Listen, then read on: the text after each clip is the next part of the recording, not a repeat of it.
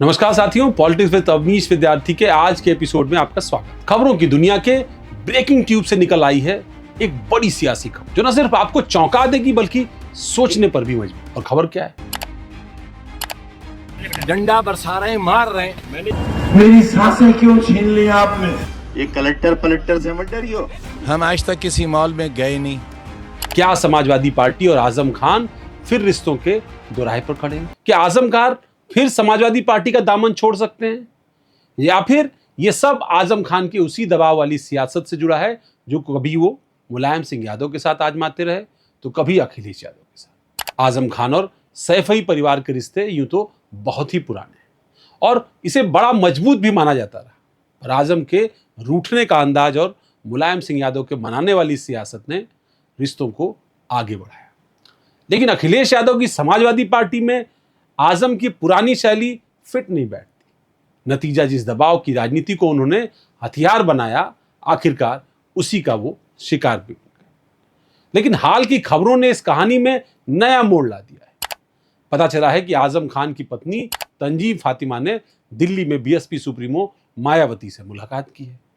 कहा जा रहा है कि इस मुलाकात के पीछे बीएसपी के हाशिए पर चले गए नेता थे जिनकी हाल में ही पार्टी में वापसी हुई। अब ऐसे में सवाल उठता है कि क्या यह मुलाकात समाजवादी पार्टी और आजम के रिश्तों में नया तनाव ले आएगी, या फिर सियासत में आजम का यह नया अंदाज होगा। आजम खान का राजनीतिक सफर 1980 के दशक में रामपुर से शुरू हुआ। जल्दी हुए अपने आक्रामक भाषण शैली, तेज तर्रार भाषणों के कारण सुर्खियों में आ गए। 1992 में जब मुलायम सिंह यादव ने समाजवादी पार्टी बनाई तो आजम उसके संस्थापक चेहरों में शामिल। सपा का एजेंडा सामाजिक न्याय और पिछड़े वर्गों के अधिकारों पर आधारित था। आजम ने इसमें मुस्लिम राजनीति का पुट जोड़ा। मुलायम और आजम की जोड़ी ने MY यानी मुस्लिम यादव समीकरण खड़ा किया, जो लंबे समय तक समाजवादी पार्टी की जीत का मूल आधार बना। आजम खान को समाजवादी पार्टी का मुस्लिम चेहरा माना जाता रहा। वे कई बार रामपुर से विधायक रहे, मंत्री पद संभाला, नगर विकास, अल्पसंख्यक कल्याण, शिक्षा जैसे विभाग जहां पर उनकी मजबूत पकड़ रही। मुलायम और बाद में अखिलेश यादव की सरकारों में वे सबसे पावरफुल मंत्री कहे गए। मुस्लिम राजनीति की दिशा को तय करने का काम अक्सर उन्हीं के हाथों में रहता था और पार्टी नेतृत्व को कई बार उनकी नाराजगी भी झेलनी पड़ती थी। हर चुनाव में आजम अपने समर्थकों को टिकट दिलवाने के लिए नेतृत्व पर दबाव डालते थे। अगर बात नहीं बनती तो उनका गुस्सा और नाराजगी मीडिया की सुर्खियां बन जाती, और वो हमने कई बार देखा है। 2009 से लेकर 2010 का दौर सबसे बड़ा टकराव लेकर आया। मुलायम सिंह ने अमर सिंह को पार्टी का मुख्य रणनीतिकार बना दिया। आजम खान ने इसका विरोध किया और कहा पार्टी कॉर्पोरेट कल्चर में बदल रही है, जबकि पार्टी का विचार तो समाजवादी था। अंततः उन्हें पार्टी छोड़नी पड़ी। यह उनकी दबाव वाली रणनीति का या राजनीति का बड़ा उदाहरण माना गया। अखिलेश के दौर में भी यही पैटर्न जारी रहा। मंत्री रहते हुए आजम कई बार सरकार पर तंज कसते और कैबिनेट बैठकों से बाहर भी रहते।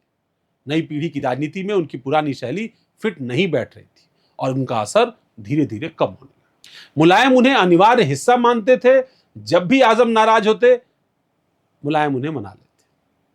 अखिलेश यादव के साथ रिश्ता उतना सहज नहीं रहा। आधुनिक छवि और नए समाजवाद के दौर में आजम का दबाव कमजोर पड़ने लगा। 2017 में बीजेपी की सरकार आने के बाद आजम खान पर एक के बाद एक कई केसेस दर्ज हुए। जमीन कब्जा, यतीम खाना, विश्वविद्यालय विवाद, उनके खिलाफ एक फहरिस्त सी खड़ी हो गई।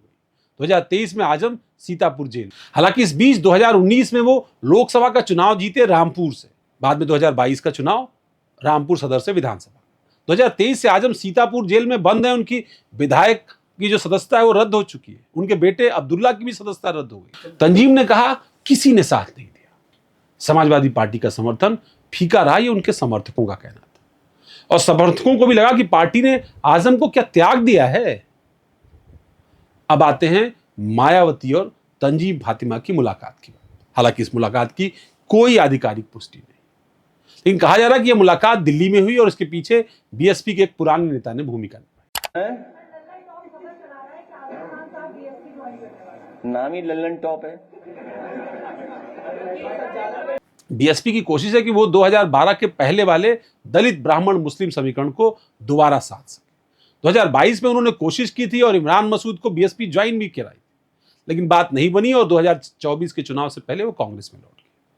आजम के लिए कभी कांग्रेस कभी बीएसपी में जाने की अटकलें लगती रही, मगर सब जानते हैं कांग्रेस में उनके कई विरोधी चेहरे थे, खासतौर पर रामपुर का नवाबी खानदान।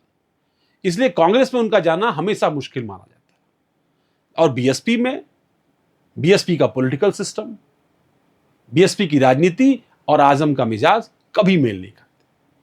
लेकिन मौजूदा हालात और 9 अक्टूबर को काशीराम के परिनिर्वाण दिवस पर होने वाले बड़े कार्यक्रम की अटकलें खूब इसको हवा दी जा रही है। इस कार्यक्रम में 2 लाख से ज्यादा कार्यकर्ता जुटेंगे, ऐसा कहा जा रहा है। यह भी कहा जा रहा है कि बीएसपी उस मंच से घर वापसी करने वाले नेताओं को पेश कर सकती है और उसमें कई बड़े बड़े चेहरे हो सकते हैं। पर क्या आजम खान, उनके परिवार का नाम भी इससे जुड़ जाएगा? तंजीम फातिमा की मायावती से मुलाकात और 9 अक्टूबर का बीएसपी के आयोजन क्या उत्तर प्रदेश की राजनीति में नया समीकरण बनाएगा? या आजम का परिवार समाजवादी पार्टी के साथ रहेगा? यही सबसे बड़ा सवाल है। आपको हमारा विश्लेषण कैसा लगा? कमेंट करके हमें जरूर बताइए। धन्यवाद। नमस्कार।